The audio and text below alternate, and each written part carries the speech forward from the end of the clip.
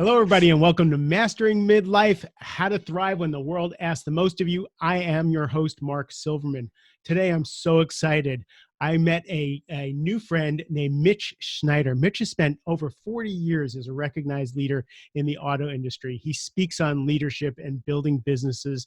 He has videos and all kinds of content for you to help you build your businesses. He recently wrote a book called Misfire: What to Do When Things Aren't Firing on All Cylinders. And that's the thing that caught my eye to have him on the website. While he was writing this, he was battling a rare bone cancer back in 2014, which we're going to ask him about, which involved some really intense treatment. So I think we're going to be talking about resiliency and bouncing back a little bit also in this podcast. Mitch, thank you for being on the show. It's my pleasure. Thank you for having me. So yes, the thing that caught my eye when I first did the research on having you on the show was, what do you do when things aren't firing on all cylinders? Because that's, when I'm on the stage and when I'm talking, I talk to people all the time, is how do you get more cylinders engaged in your world, whether it's personally, whether it's in your business, whether it's in your personal life, to actually be able to engage with life in a better fashion. So I love the title. Thank you. Thank you. Coming out of a lifetime of being a mechanic and a technician and an automotive repair shop owner and trade journalist, it was natural for me. I think that the secret is to be present, is to be there, and to. My dad, may he rest in peace, used to always tell me when I was growing up, we were partners for 38 years, that you got to want to fix the car. If you want to fix the car will get fixed. If you don't want to fix the car, if you're not committed, doesn't matter how much training and technology you have, it just won't happen. So I have to, in a previous episode, I interviewed a guy named Mort Fartel who talked about marriage. And he says, if you're committed to fixing the marriage, you're going to fix the marriage. If you're not committed to fixing the marriage and you actually want a new marriage, just like if you want a new car, you're not going to fix your car. So I love the analogy there. Yeah, you got to want to. And I think that's the secret. You got to wake up every morning and say, today's going to be a great day. And you'd be surprised how many times you're right. Cool. Why'd you write the book? The book started out as an outline for a column. 1,000 words, you're done. And it just started to morph into more, and it got to be 2,000 words and then 3,000 words. And then when I was diagnosed, it occurred to me that it would be a legacy piece, really, that I was going to try and put everything that I'd learned.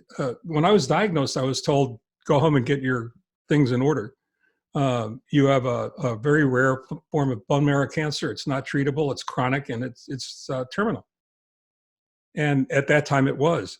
And I was very fortunate and took care of myself well enough so that I outlasted the diagnosis and was ultimately on track for a stem cell bone marrow transplant at the City of Hope. And I'm now T208, T plus 208 days. Post-transplant, and I'm 100% donor DNA. So I'm mastering midlife by taking somebody else's DNA. Yeah, you saw somebody from Israel. They say you now have a penchant for Middle Eastern food. I do. We did that the other day. It's really funny, and spicy food, which I never liked before. So, that part of it was exciting. And then it just grew and it took on a life of its own. And I created these characters that had something to say and wanted an opportunity to say it. What do you want? So someone picks up the book and they read the book. What do you want them to walk away with? That it's fixable, that there's nothing that's insurmountable, that you can get through it if you want to get through it. It takes balance. It takes flexibility. It takes a warrior's mindset to a large degree, an unwillingness to fail. I think Harvey Mackay once said that it's not that champions have the skill and the ability to win, it's that they have too much pride to lose. And I think that's a big part of it. And I beat my son in an arm wrestle one day, and my son is a bruiser. Like he is jacked. And I beat him in an arm wrestle, and his biceps bulging, and I'm an old guy. And he's like, "How did you do that?" I said, "Because I know that the first time I lose to you is the last time I will ever, ever win. So I had more determination than you did. That's all. I mean, but that's a big part of it, isn't it? Haven't you found that's the difference in so many instances between success and average? I mean, I don't think anybody wakes up in the morning and goes to work trying to have an average day. So, I mean, you just got to want to. And that's been my story my entire life, and a little bit of serendipity, a little bit of luck. So, I find that a lot of people are beaten down a bit, right? So when you say, I want you to go out and, most people don't want to go out and have a mediocre day. How many people though are resigned to the fact that it's going to be a mediocre day? Well, and don't have and haven't found the energy to find those extra cylinders to be able to get the car running in the way. I think the simple answer is too many. But I to those people for whom I wrote this book, for automotive repair shop owners and contractors and dry cleaners and liquor store owners, entrepreneurs, you got to recognize the fact that there's technology out there that can help you, and you have to know where to look for it. You have to be able to find it. And I try to go ahead and put as many of those lessons in the book. And so what do you mean by technology? There are different ways that you can approach your business, working on it as well as in it, to make it run smoother. You hire people who are better at your weaknesses than you are. You don't hire your strengths. You're good at the things that you're good at. So you hire people that are better at things that you need them, tasks that need to be done within the context of your business. Be more specific though. My goal in my shop, in my automotive repair shop, was to become the least qualified technician in the shop. Because as the most qualified technician in the shop, you're the guy who gets called out on the shop floor all the time to solve all the really difficult problems. So you want to have people there that are actually better qualified to do that than you are, so you can focus on running the business, making the business successful, customer relationship management, making sure that your customers are well taken care of. What did you have to do in order to make sure that happened? I had to hire technicians that were smarter than I was. And that hurt. I mean, because I like fixing cars. I like being the guy. I mean, there's a certain, we used to call it crisis junkies. There are a lot of people out there that love living in the middle of that chaos, having problems that nobody else can solve but them. And that's not the efficient way to run a business if you're going to go ahead and start to try and scale it to make it bigger than you are. I work with a lot of people who are trying to climb the corporate ladder. And I often have conversations with them about the things that made them look successful, being the best technician on the floor, being the most, the best at handling the tactical stuff. Aren't the skills that you need when you move up the ladder. And I think the same thing in an entrepreneurial sense in a smaller business is if you get your self-esteem and you get your worth from being the smartest technician on the floor, or the only one who can do this, or the one, and you get your self-esteem from being indispensable that way, you're going to keep your business from growing, right? Oh, absolutely. You'll be your own worst enemy. You've actually put yourself in your own little box, and it's really hard to get out of that box once you're there. How do you help people to do that? How do you help people get out of that box? Yeah, I think that what I tried to do is I tried to write a business book for people who wouldn't necessarily go to the store and buy a business book. So I wrote a novel that has business lessons, very cleverly hidden in the pages, so they wouldn't be quite as painful in some instances, and to show them that there's another way. And I learned a lot of those lessons on the studio floor and taking being a martial artist for many, many years in different styles. So first thing you learn how to do is how to fall. So it's really easy. Once you realize how hard the floor is, then getting back up again and knowing that you're going to hit the floor again, you learn how to do that properly so it's not crippling. And I think the same lessons apply in business. You're going to fail. The harder you try to move ahead, the more likely it is that you're going to fail, and the bigger your failures are. I'm sure that you've recognized this. I've never learned anything from succeeding. I've never learned a damn thing from success. I've learned every lesson I've ever learned about life and about living from failing, from being challenged, from the hospital bed with 7 bags of stuff going into my body. I mean, that's when you figure out how tough you are. That's when you figure out how focused you are, how driven to succeed. And I think that that's what I try to put in. That's what I try to put in the book, and the story of a real life person with real life problems, whose home life is starting to crumble because his business is starting to fail, and how he's able to find somebody to help him on that path. He found a sensei, he found a sifu, he found a teacher to help him manage that journey. So he got someone to help him with the business for the things that he didn't know how to do. He had somebody point out that there were things that he didn't know. I mean, if you looked at the table of contents, it's organized in a very interesting way. What we did is I built the book in 4 sections. You don't know what you don't know.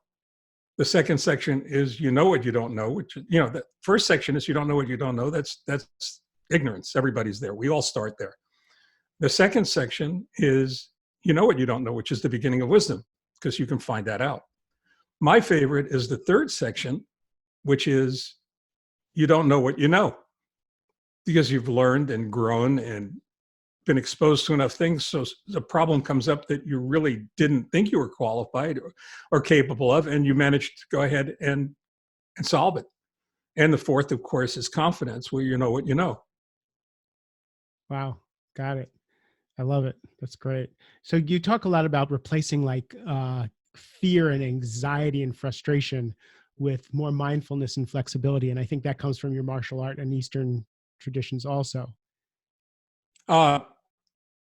It saved my life, as far as I'm concerned. The ability to center myself and push the anxiety away was critical for me. And my wife would tell you that there was almost every day for at least an hour a day, I would do mindful meditation, relaxation, healing meditations, recorded meditations, just to keep myself centered and focused on staying as well as I could, and being prepared for the transplant when it finally came. And I still do that to this day.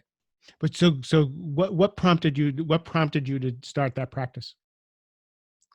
Well, I mean, I've always felt that my martial arts training, especially with regard to the forms. I mean, some people like to fight. I enjoy the contact. I'm not going to lie. I can't do it now. I can't do it the way I used to do it because I can't do it now. Anyway, but for me, it's always been the forms. It's always been the kata. It's always been. Now I'm doing Tai Chi, so it's always moving through that whole series of meditative movements. That's great for me. I meditate while I move through those forms. Just helps me stay centered. It helps me stay focused. It helps me be in the moment. It helps me to breathe, which most people don't do properly. First thing I teach every client is how to breathe. Yeah, because it's amazing how quickly things just calm down when you're doing that. And people look at you like you're crazy when you say, well, you're not breathing properly. You need to take a breath in, hold it, then breathe out longer than you held it in. That's it. And just do that for a minute. It's amazing how quickly things come into focus. So good. I'm going to ask you to be an advocate because, on this podcast and everywhere I talk, I try and advertise for contemplation, for quiet time, for centering, and it's profitable, right? That stuff's profitable. Be an advocate for that for me. It's the most profitable time you can spend. Why? Because if you're able to go ahead and take that moment and quiet your mind, the monkey brain's going to keep trying to fill your mind with all kinds of chatter and all kinds of foolishness.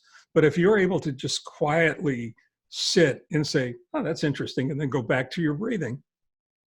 It took me a lifetime to figure that out, by the way. It took me a lifetime to figure out that I didn't have to go ahead and contend against the monkey brain.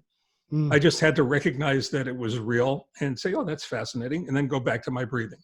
And when you're able to do that, when you're finished with that meditative process, however long it is, 2 minutes a day, 5 minutes a day, 15, however long you're able to go ahead and sit and center yourself, all the problems that you were facing before are manageable, or at least seem that way. And then you just take them one at a time and you work your way through it. I've had writing the book, sitting there with, so-called writer's block, right?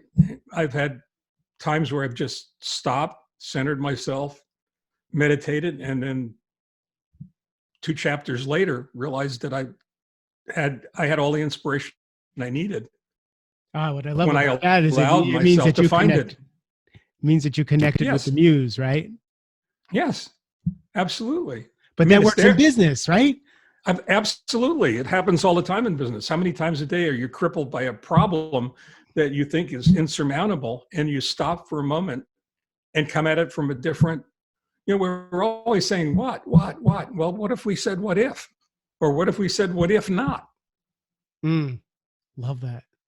And I try to put all of that into Misfire. I try to put all that into the book, and lessons like that. Is it an encyclopedic work? Is it the definitive work on success? I don't know. I know enough people that have read it at this point that have told me that it's changed their lives and it's helped them dramatically. And that's all any of us who try to help other people, any of us like yourself who want to serve, who understand what service is all about, really want to hear, is that we've made a difference in somebody else's life. And that it's profitable. And that it's profitable. I love that. But they tell you, and I tell this, I've said this in seminars that I've done for years. On the first thing they tell you when you sit down on an airplane is, if there's a problem, put your mask on first. You can't help anybody if your business is not profitable. You can't help anybody if you're not successful. There's nothing wrong with success. Loss is a 4-letter word. Profit's not a 4-letter word. It's funny because that was a rude awakening for me about 2 years into this practice. I was a sales guy before, and I always made more money than I spent. And I never thought about money. I grew up poor. Once I got to be successful, that was the case. But now, as an entrepreneur, 2-3 years into my practice, I wasn't really paying it. I was really into the service aspect of what I was doing, and I wasn't really paying attention to my business as an entrepreneur. And profits and revenue showed in that my service and my impact was awesome, but I wasn't growing a business. And I was sitting and meditating one day, and I was drawing on the thing. And what happened was I started to draw that my mission, right, and my purpose and what I cared about and my family and my business were all connected.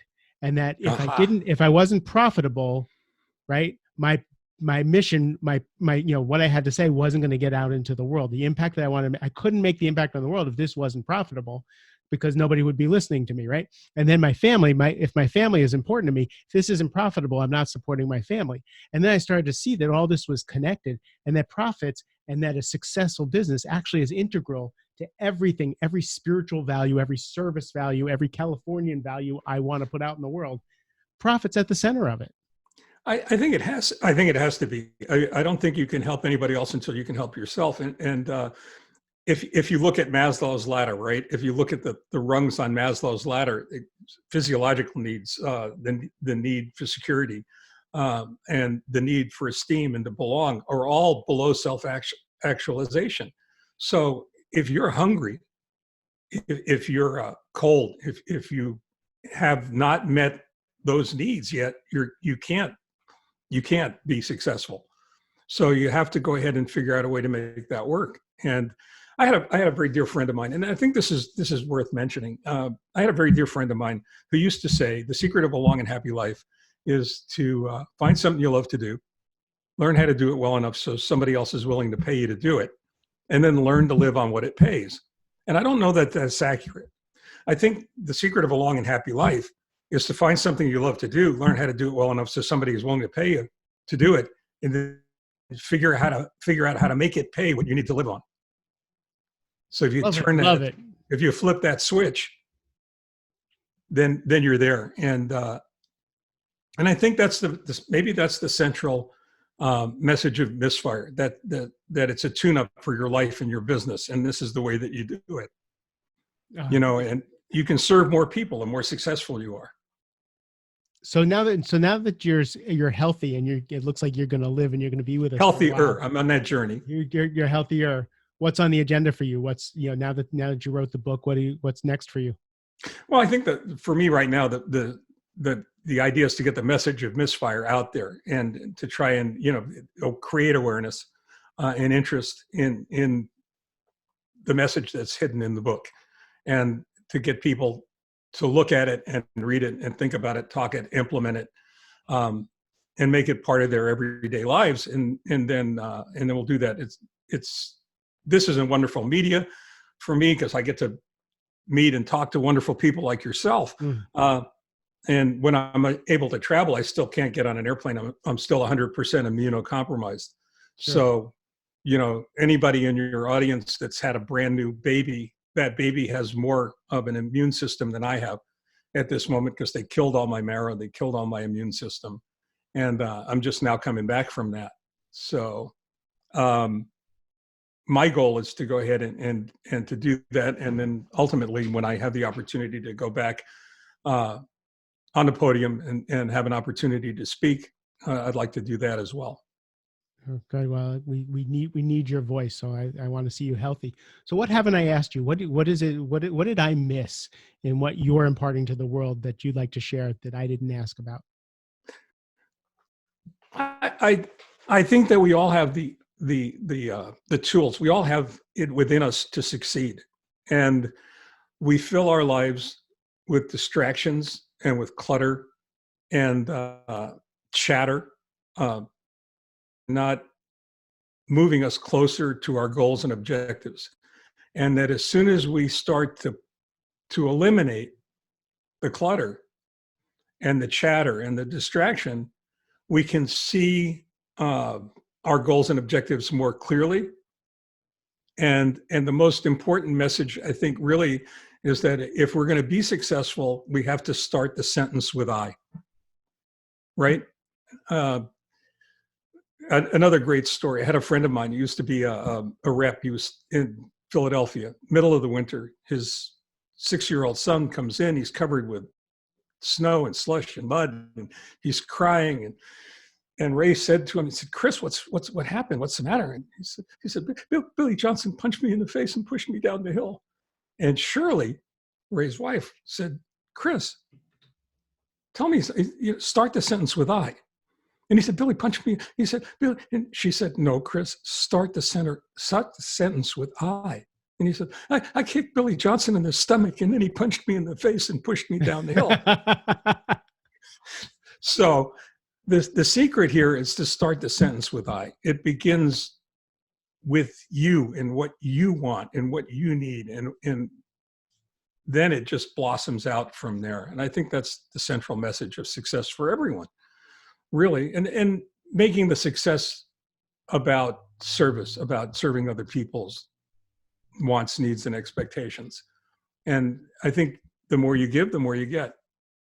Wow, there was a reason when you were presented to me, my heart and my gut just opened right up and said, we need to talk to you.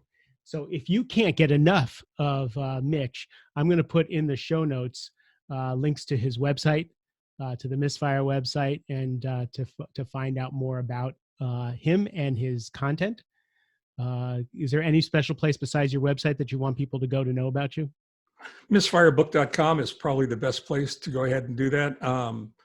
I do have a series of blogs that are on YouTube, and I push them out to LinkedIn and to Facebook. So I'm going to put some of that content in the show notes so people can just go straight to you. Because that'd be awesome. I sure appreciate that, Mark. And it's a pleasure. It's a pleasure being here with you. I had a great friend in high school whose name was Mark Silverman. So I feel like we're home. He's probably awesome. So I don't think he's as awesome as you are, though. Well, thank you for spending the time. Thank you for sharing with us. And to everybody else, your precious time and attention is not lost on me. I appreciate it. I love you, and have a great rest of the day.